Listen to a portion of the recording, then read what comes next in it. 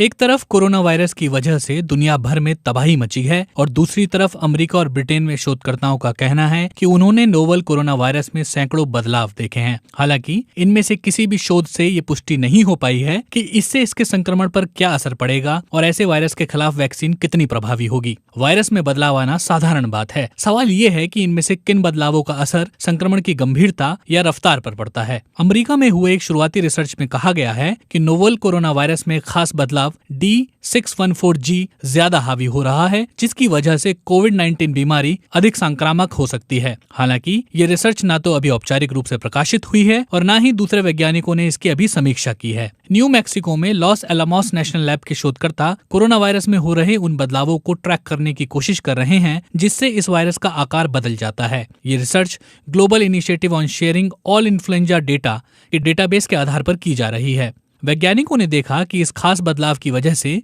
Corona virus ज्यादा तेजी से बढ़ता है, लेकिन इसका नतीजा क्या होगा ये अभी साफ नहीं है। कोरोना संक्रमित मरीजों से जुटाए गए डेटा का विश्लेषण शेफील्ड में ब्रिटेन के शोधकर्ताओं ने भी किया। उनका कहना है कि उन्हें पता चला है कि बदले हुए खास कोरोना वायरस से संक्रमित लोगों की संख्या ज्यादा थी।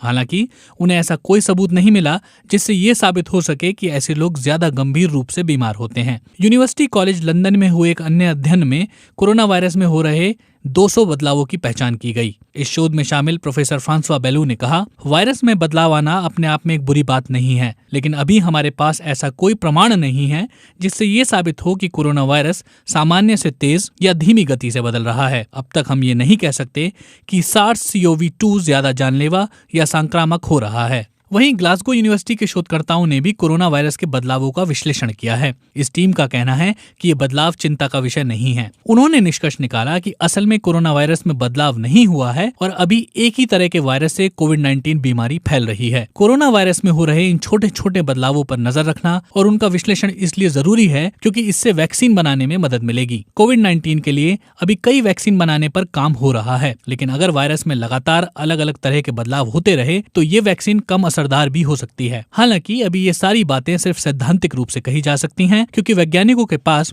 वायरस के बदलने का प्रभाव साबित करने के लिए अभी पर्याप्त प्रमाण मौजूद नहीं है।